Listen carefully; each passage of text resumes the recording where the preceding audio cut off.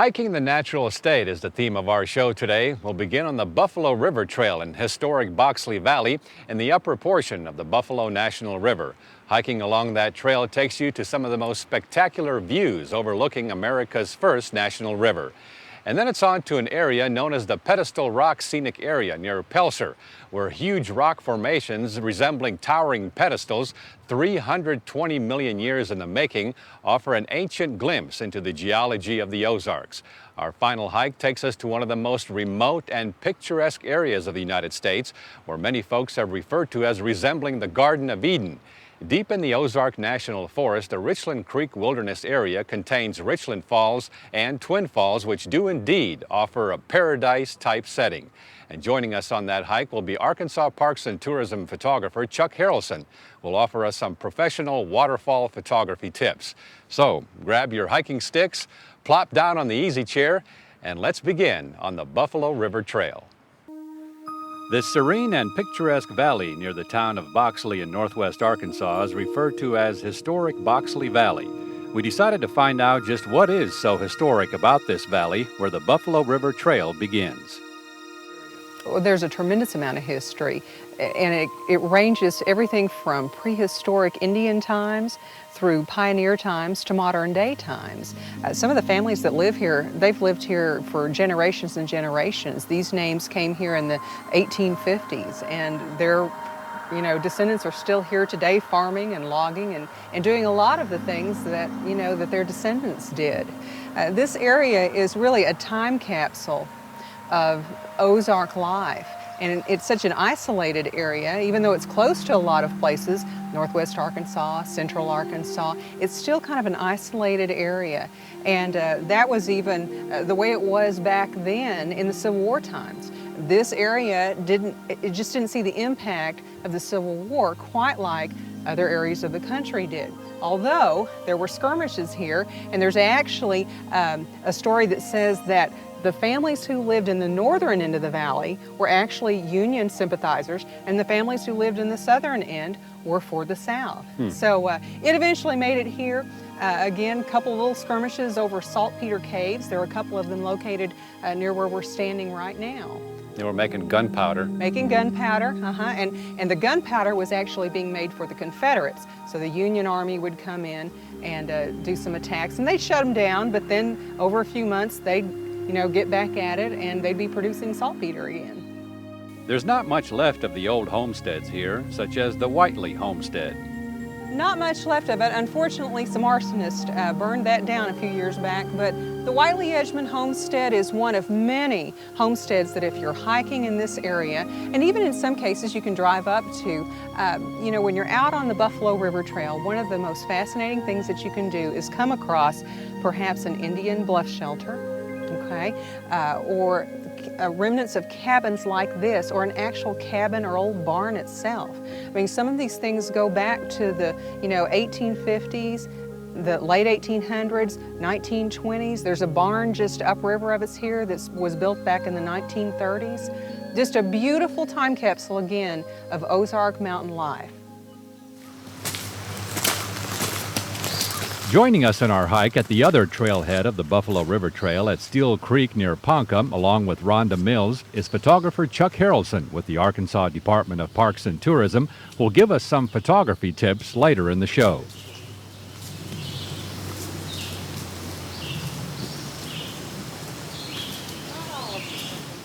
The Buffalo River Trail, or BRT, is a relatively new trail, and much of it is still under construction.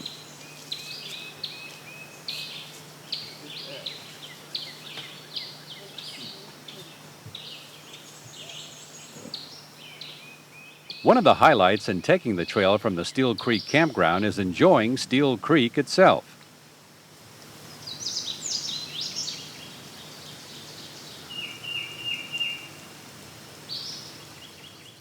You'll also have to cross Steel Creek to get up to the first overlook on the trail.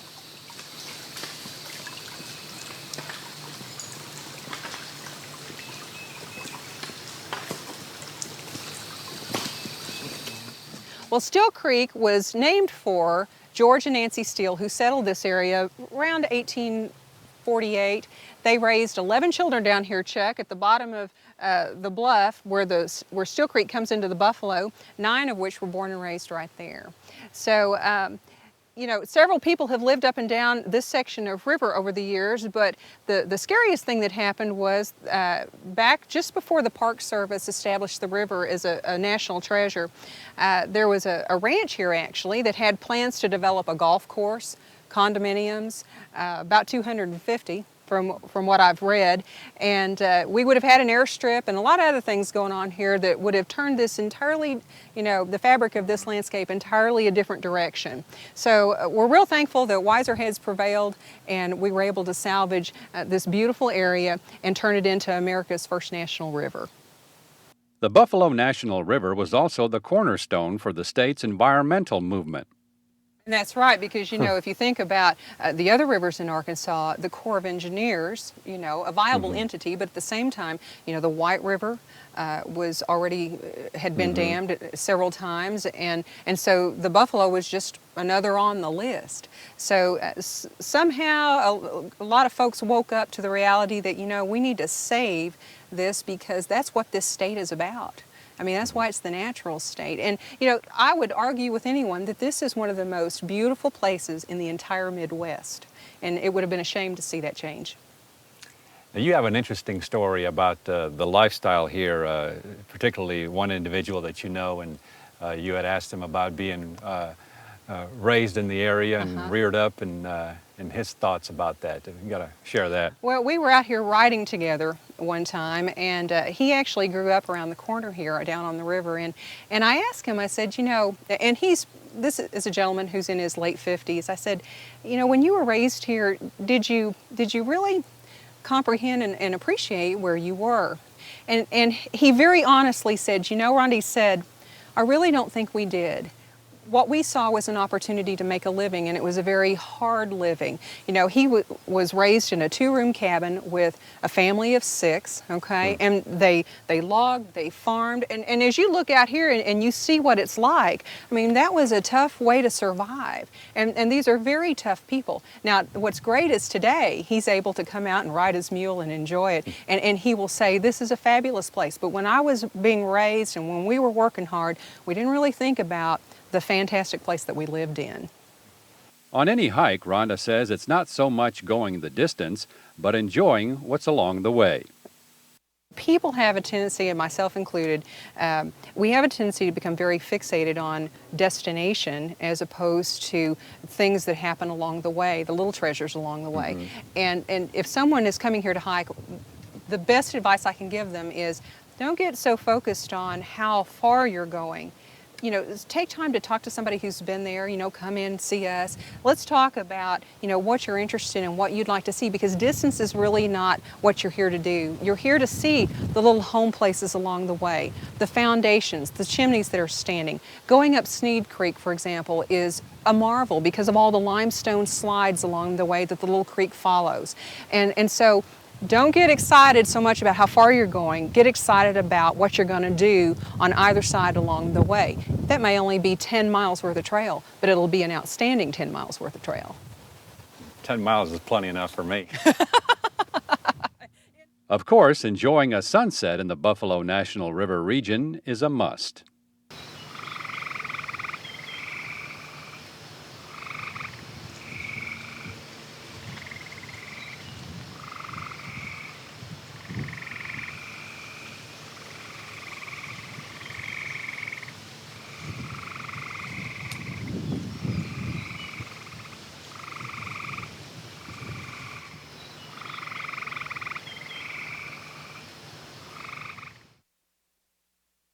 The phrase being put on a pedestal takes on quite the literal meaning here at the Pedestal Rocks area near Pelser. Come along with us as we explore the ancient past of the Ozarks on top of the world.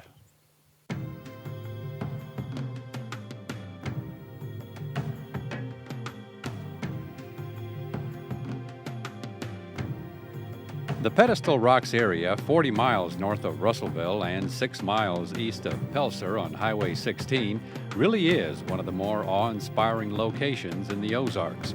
With rock formations resembling huge pedestals, This area offers a great history lesson in Arkansas geology. Hiking the 2.5-mile loop trail with us is geologist Scott Osbrooks with the Arkansas Geological Commission. The lines that we see running across here, they tell a story.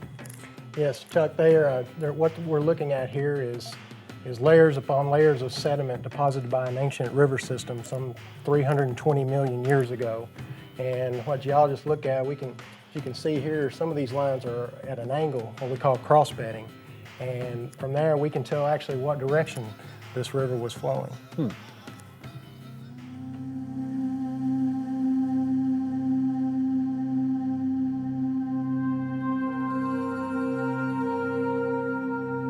These unique towering rock columns do indeed tell the ancient story of the Ozarks. They do. They tell us what the Ozarks were like back some 320 million years ago. You know, today we look out and we see the plateaus and the mountains, but 320 million years ago, this tells us that the Ozarks were a plain with a major river system running through it, and that these rocks are a result of the sediments that were deposited by those ancient streams.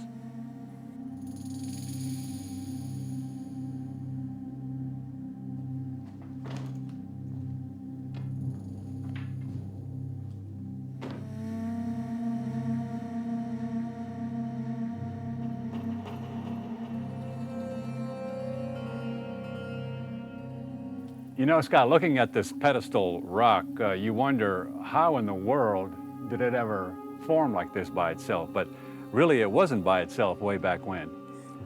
No, Chuck, what we're looking at here is deposits of sand from a river system some 300 plus million years ago that was deposited into an ocean not too far to the south of us here. And after its burial and basically solidification into rock, and over time this rock has been exposed and now it's been eroded. And this pedestal was once a part of the bluff line that we see behind us. And over time, with rain and wind, and the fractures in the rock has allowed water to move through it and basically enlarged and give us the rock that we see here today. So this is primarily what, sandstone? That's correct.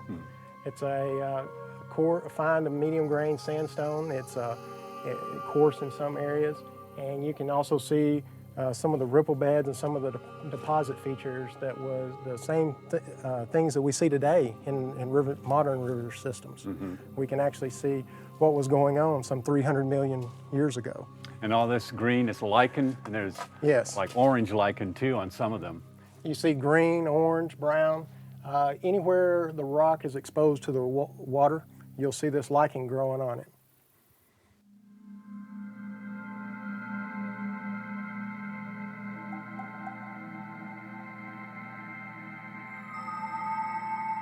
If you take the time to go down to the base of the bluff line, you'll experience the underworld of pedestal rocks, caves and shelters that also formed as a result of the massive weathering and were once used by early civilizations.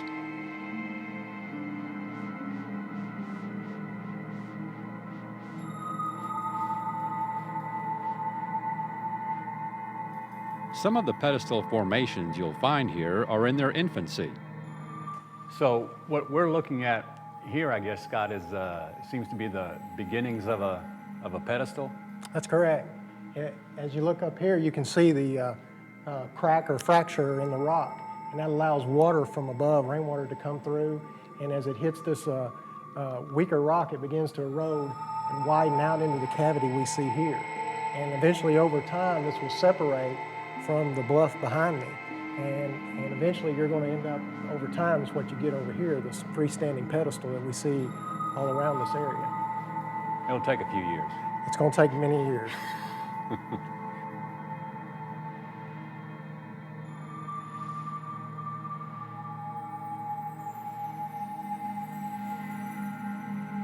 So explore for yourself the Pedestal Rocks area near Pelser and venture into the unknown.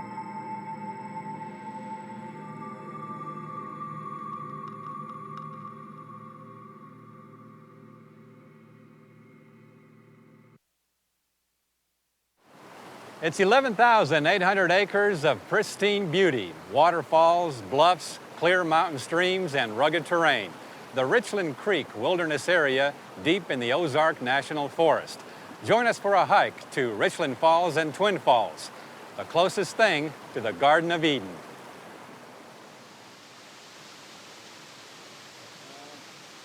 The Richland Creek Wilderness Area, without a doubt, is one of the most scenic places in the entire United States.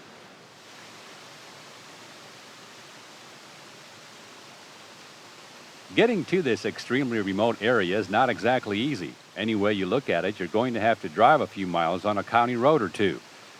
Richland Falls and Twin Falls are located about 2.5 miles upstream from the Richland Creek campground. There is a primitive trail that parallels the stream, which means there are loose rocks, slippery spots, and, depending on the time of the year, poison ivy. If it's your first time taking the hike, it would probably be a good idea to take some topographical maps or a guide from the area. We took Jay Harrod and photographer Chuck Harrelson with the Department of Parks and Tourism. I've got to really watch my step right here. This is a real nice leg breaker right here. This little crevice down here. Sometimes when I'm shooting, I get so involved in what I'm doing, I forget where I am. I know one day, I almost walked into traffic, just slapped into traffic because I was so worried about what I was doing, I forgot where I was. So this is a little leg breaker right there.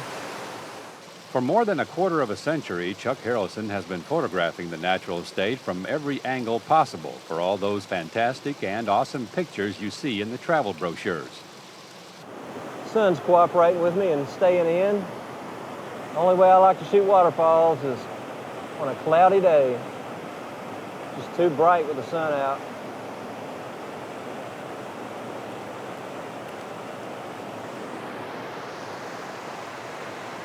Really close.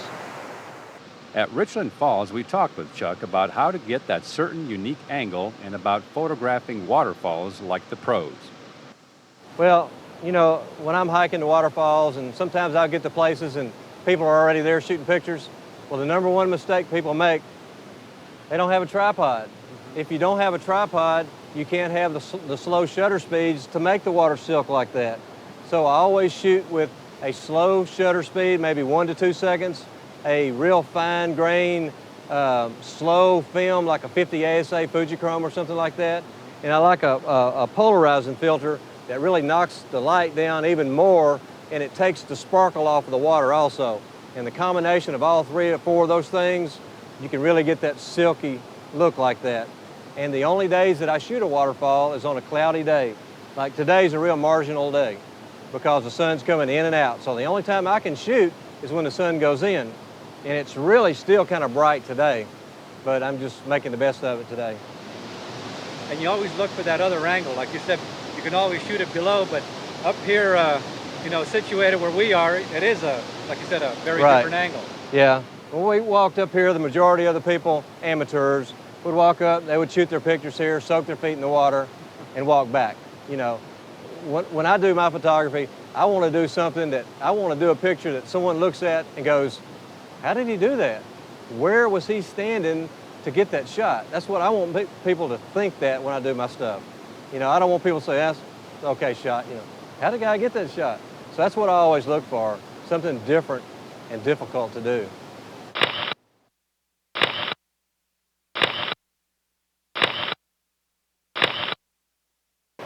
Nice thing about these digitals, you can see what you've got as soon as you shoot it.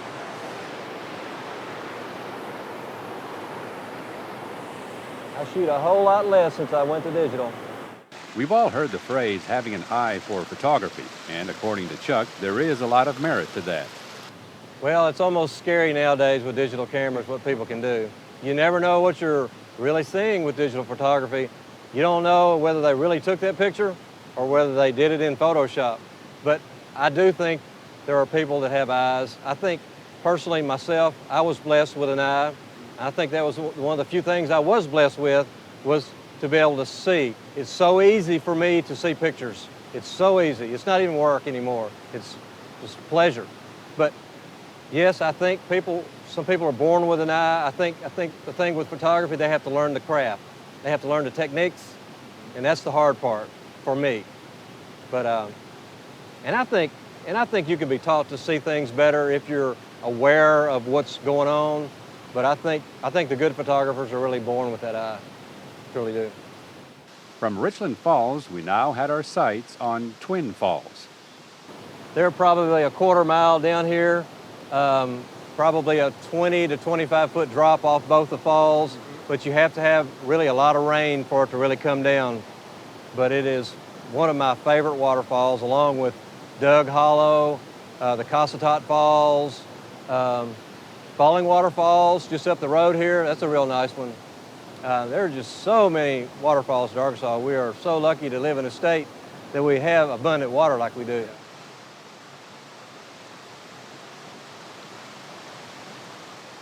After forging the creek a second time, we were on our way to Twin Falls. During this type of hike, it's very important to pay close attention to details, not only to watch out for snakes, but also for other wildlife. And not just wildlife, but plant life as well. A mushroom, for instance, unlike any other we've ever seen. After about a 30-minute or so hike from Richland Falls, we finally came to one of the most spectacular waterfalls in the state.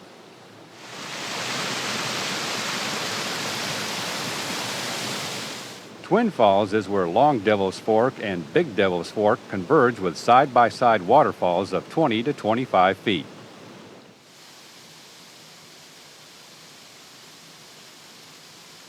This sight is just too awesome to put into words, so we'll let the video speak for itself.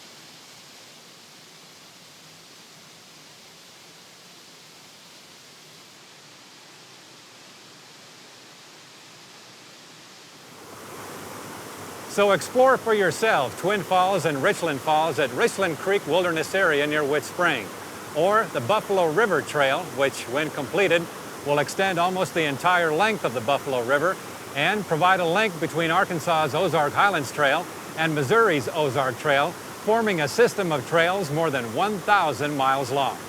And we'll see you again the next time for another exciting adventure on Exploring Arkansas.